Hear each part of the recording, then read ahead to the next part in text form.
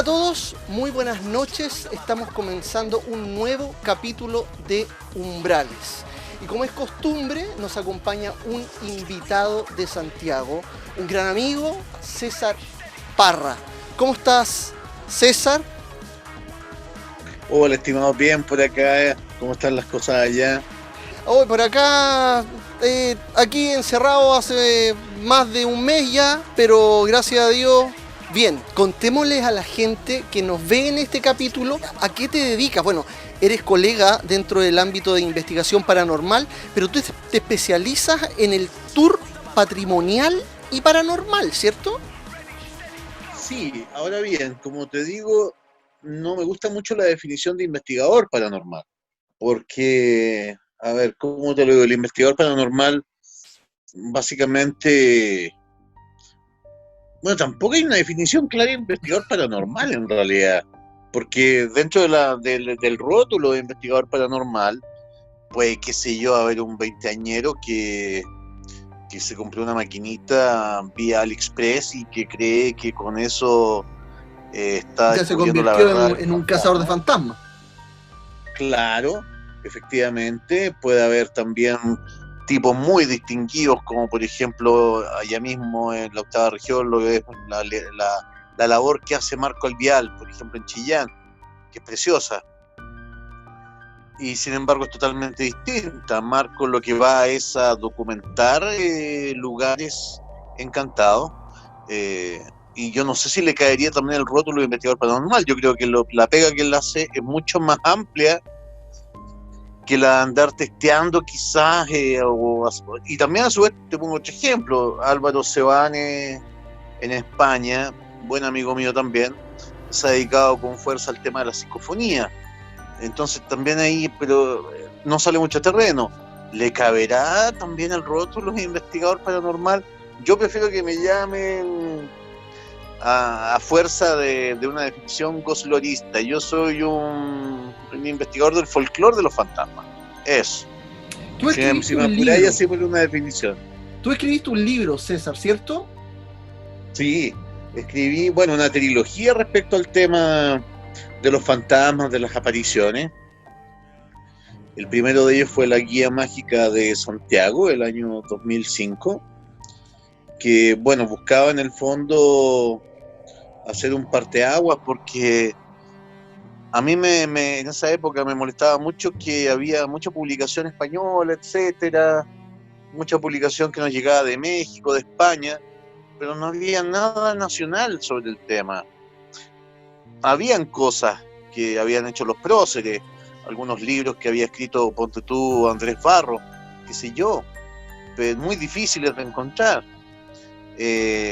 Había también algunos libros que había escrito Oscar Funk sobre la temática paranormal, pero para de contar, no había mucho.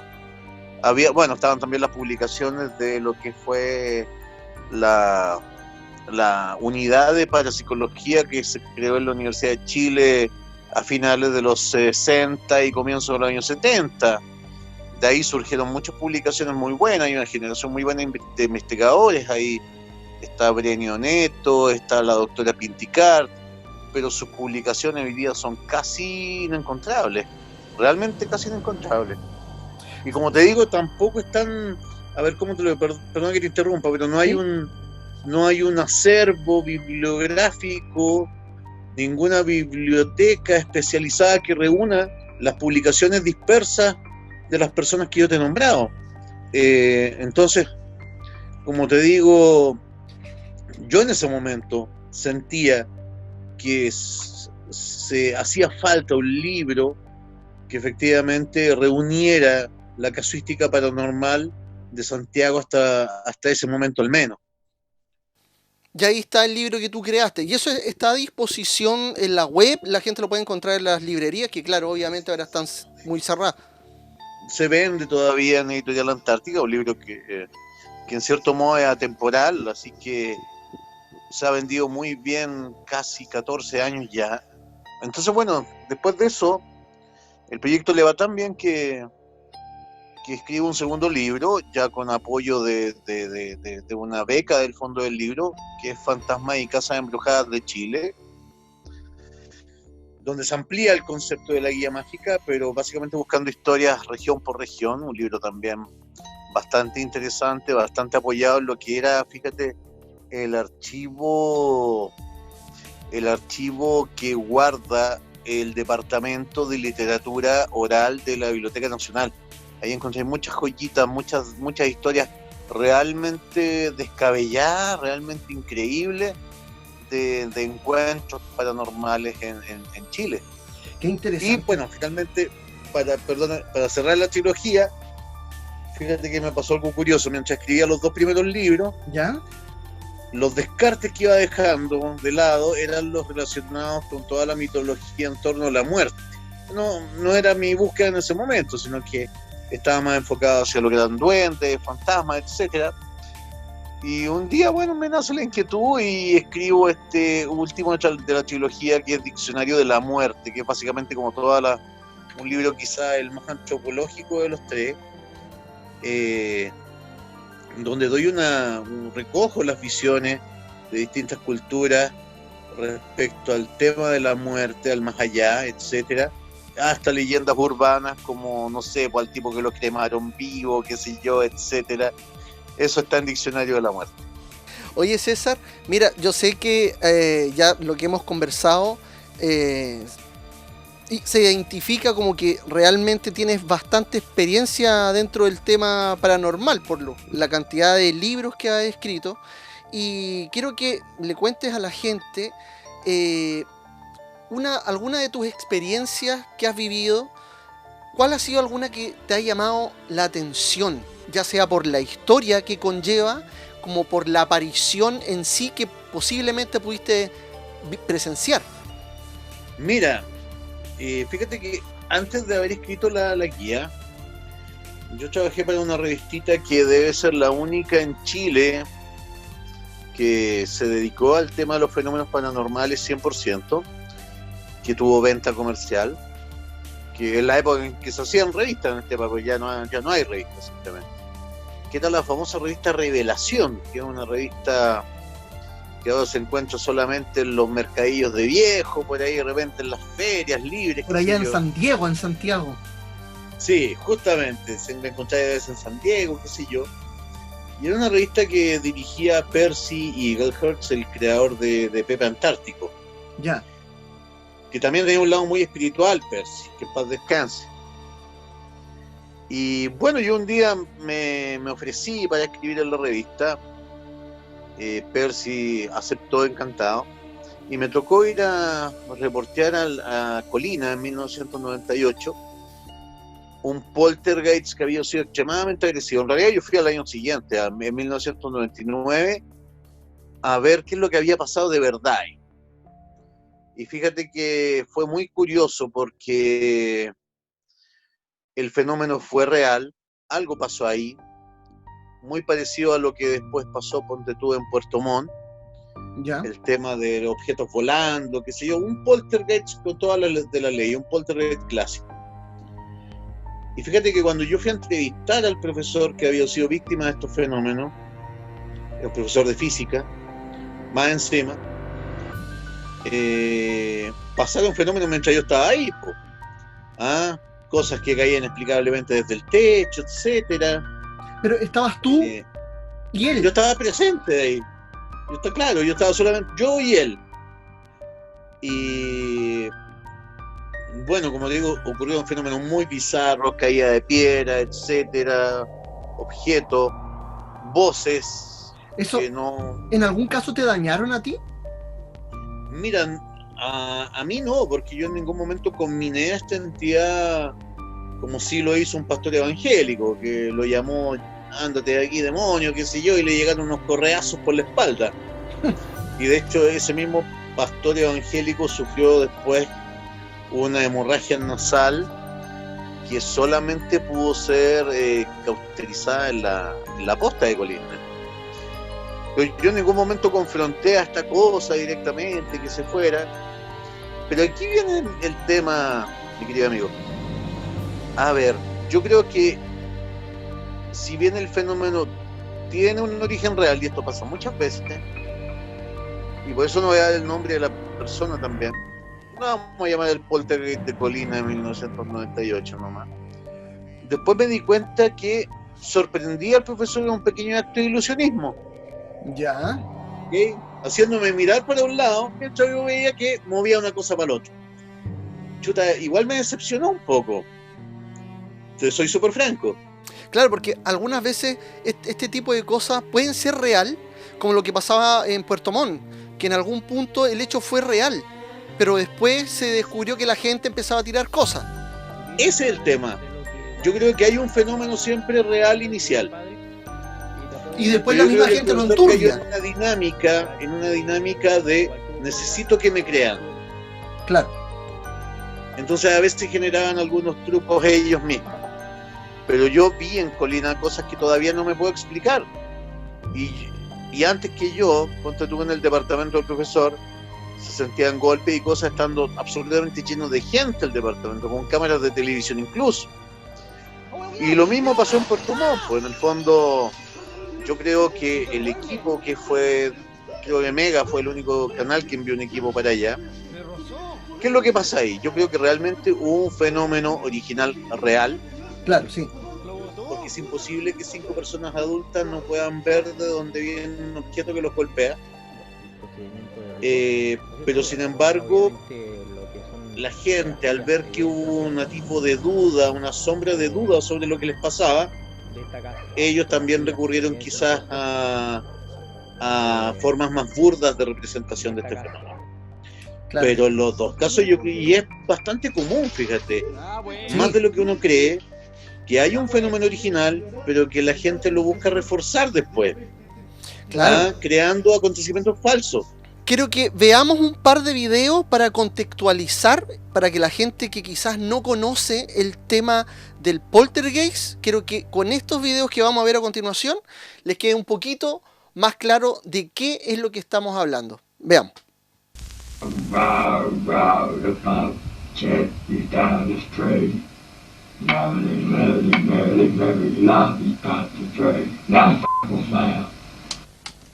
This voice is coming from an 11-year-old girl. One knock for yes, two for no. Are you a man? Are you a boy? You want the people in this house to move. One knock for yes, two for no. Yes. Okay. Who is it that you don't like the most here? Is it? Is it? Is it their father? Is it their mother? Oh my God. Okay. I'm invisible. I'm invisible. You're invisible? Why are you invisible? I'm a G-H-O-S-T. Because I'm a G-H-O-S-T. I command you to reveal your identity. Give me some sign. Is that you moving something? Give me some sign that you're here. What I did was use religious provocation. I have to provoke it into some type of outward manifestation. And that was my point in doing that. In the name of Jesus Christ, I command you to reveal your identity. On the following night, the family reports that the poltergeist seems to be more active than ever. Only now, its attention is focused on the family's 10-year-old daughter. The little girl is trying to do her homework, but you can see that the chair keeps sliding backwards. You're holding it down, aren't you? It's got that much strength to it. Now, if you watch, you can see the little girl's legs are up on the rungs of the chair. She's not pushing herself up from the floor. The mother is not tipping that chair backwards. No. Nobody is touching that table. The table moves of its own volition. Well, perhaps, Guy, perhaps you've got something to say to them. Yeah. Goose Chaser's here. Bueno, ahí pudimos ver un par de videos de los acontecimientos, de los sucesos poltergeist. César, quiero que hablemos un poquito acerca de este suceso. ¿Por qué crees que se manifiesta este tipo de suceso poltergeist? Porque en la mayoría de los casos ocurren en cualquier parte. Absolutamente, o sea, olvídate del paradigma aquí de la vieja casa arriba de la montaña, el castillo, como lo de Drácula. Claro, como el castillo de Drácula o la casona de Salem Slot o la casona de Psicosis, qué sé yo. Sí. Es un fenómeno muy cotidiano. Lo primero que uno tiene que preguntarse cuando llega un poltergeist es ¿dónde está el adolescente? Generalmente es un adolescente en su época del despertar sexual el que origina este tipo de energía descontrolada, ¿ok? Esta psicorragia, por decirlo así. Te pongo un ejemplo, el poltergeist de Enfield en Inglaterra. Es muy conocido por la película El Conjuro. Y ahí nuevamente se da el paradigma, pues. O sea, mira, de hecho yo invito a los amigos a que vean más allá de la película, obviamente. Claro, que investiguen también a los a los dos personajes que participan ahí, los parapsicólogos. O sea, mira, de hecho, para empezar... Y la historia de Enfield también es muy interesante, porque el caso fue real. Claro, tiene un origen real. En realidad, donde se cae un poquito la película es que los Warren nunca tuvieron una participación decisiva en lo de Enfield. Claro, de hecho, eso los queda Warren solo como para pasaron a echar un vistazo.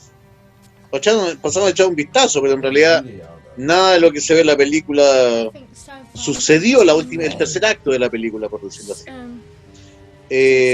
Y fíjate que, mira, efectivamente hay fotografías, hay videos de actividad real en el poltergeist de Enfield. Hay testimonio de policía, un policía muy difícil que pueda ser engañado. Y también eso me hace retrotraerme al caso de este policía en Puerto Montt que asiste por primera vez al poltergeist y que lamentablemente se despacha esa declaración tan lamentable de que había invocado al espíritu del diablo. Sí. Eso fue totalmente desafortunado. Sí. Entonces en Enfield hay también testimonios de policía, etcétera, sobre que hay un fenómeno verdadero y hay fotos bastante impresionantes. Pero nuevamente está el tema. Si tú ves el video, por ejemplo, donde esta entidad habla por boca de la niña, vas a ver que la niña se tapa la cara, etcétera, que hay una especie de habilidoso juego de ay, ¿cómo se llama este arte de manipular a la marioneta, perdón? Ventriloquía. Hay un juego de ventriloquía que hace la niña frotándose la boca. Claro, porque habla cavernosamente como si fuera un abuelo. Claro, pero justamente en ese momento ella se cubre su boca, siempre. Claro, no, sí tienes razón en ese sentido. Por eso es importante ver todos los aspectos y los tópicos de las apariciones, en este caso, de los sucesos que ocurren en la casa o en el lugar en cuestión. Absolutamente, hay que ver todos los aspectos, hay que hacer lo que primero que hay que empezar a hacer es un perfil psicológico de los habitantes de una casa. Claro. Antes de cualquier cosa. Quiero que pasemos a otro tipo de suceso y quiero que hablemos de las apariciones en los hospitales, César. Porque a mí me han llegado bastantes comentarios, bastantes mensajes, sobre todo, bueno, acá en Concepción, de apariciones en los hospitales. ¿Tú has tenido experiencia al respecto, cierto? Mira, me han llegado algunas historias bien buenas a Pueblo Fantasma sobre apariciones de hospitales. Ya, este es un señor que nos mandó la siguiente historia. Ya estaba en una sala común, etcétera. Se llevan a una persona a una operación. Esta persona no sobrevive a la operación. Y de hecho, él siente esa misma noche en que muere su compañero de habitación que le tironean las frazadas, que le tironean las sábanas de su propia cama. Y él, fíjate que sostiene como una pugna invisible con esta entidad que le tira las frazadas y las sábanas durante unos 5 minutos, algo así. Él al día siguiente habla con la enfermera. Y la enfermera se despacha lo siguiente, según el testigo, según el referido. él le dice, ¿sabe qué? En la noche sentí que me tironeaban las frazadas, no sé si tiene una mascota aquí o qué sé yo, pero fue una situación bastante incómoda. Y la enfermera le dice, mire, ¿sabe qué? Siempre nos han dicho que pasa esto. Y generalmente en esta habitación pasa eso cada vez que muere un paciente, porque su compañero de pieza falleció en la cirugía. ¿Ok? Es como que para la enfermera era lo más normal del mundo que viniera una entidad a tironear frazadas y sábanas en la pieza. La semana pasada me llegó otra, donde también una chica me contaba que había estado en un hospital y bueno, ella se sentía muy sola también en un pensionado, estos típicos pensionados de 4 camas, qué sé yo, y estaba sola en la habitación. Y despertando en un momento en la noche, ve que hay un bultito acostado al lado de ella, pues dice, menos mal que llegó un paciente nuevo a la habitación. Así no me siento tan sola. Y en la mañana ve la camita hecha como si nadie lo hubiese tocado, le pregunta a la enfermera, ¿qué pasó con mi compañero de cama, de habitación? No ha llegado nadie. Entonces sí, son bastante frecuentes. Lo que pasa es que en los hospitales, fíjate que en los hospitales se podría decir que es el lugar donde más está más cerca de la energía del recién fallecido.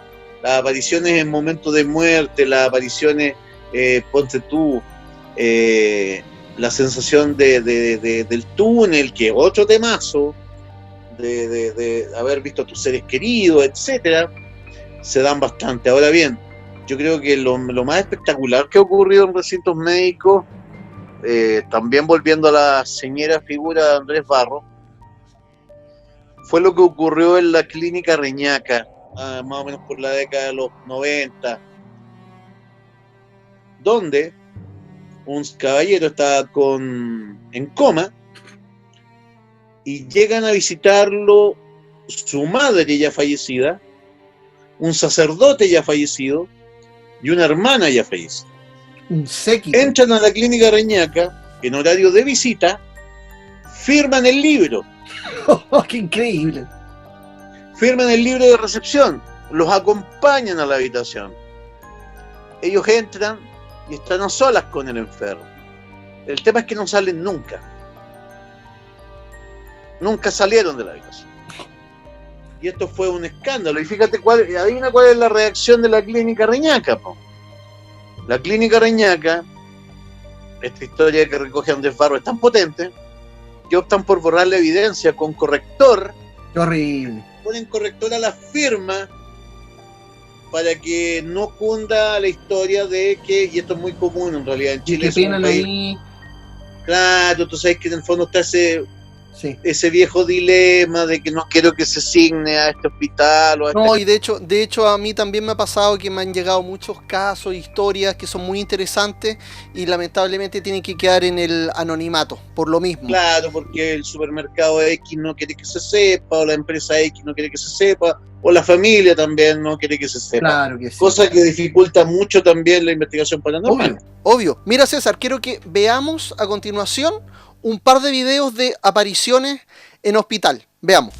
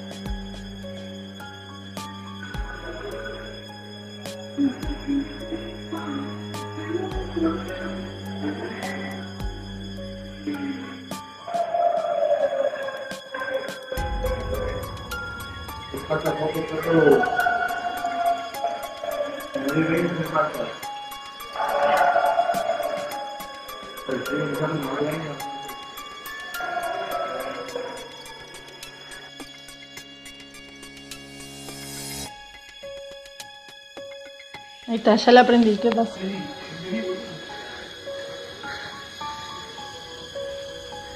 ¿Qué pasa? No, salí de la pieza de las 4, cuando salí tenía la otra. Cuando vine para acá, se me empezó a pegar, boludo. Me pegué un cagazo y ahora lo veo. Pero es la estática, boludo. Está ¿Qué lejos. estática? Está viniendo para acá. Ay, la concha de la lora. La pibita de la camarcita me dijo que le tocaron la pierna, que le apretaron la pierna. Ay, mierda, se viene para acá. Pero se viene para acá, pelotuda. No. ¿Está prendido el aire alto? ¿Qué sé yo? Sí, creo que sí. Tomátelo. Vamos para adentro, me boludo. fui a la mierda, la No, concha la de concha. la lora. Ahí está. Asomate, Se pase boludo. largo, boludo. ¿Ves? Ay, la concha de la lora. ¡Ay, la No, puta que te parió! Increíble.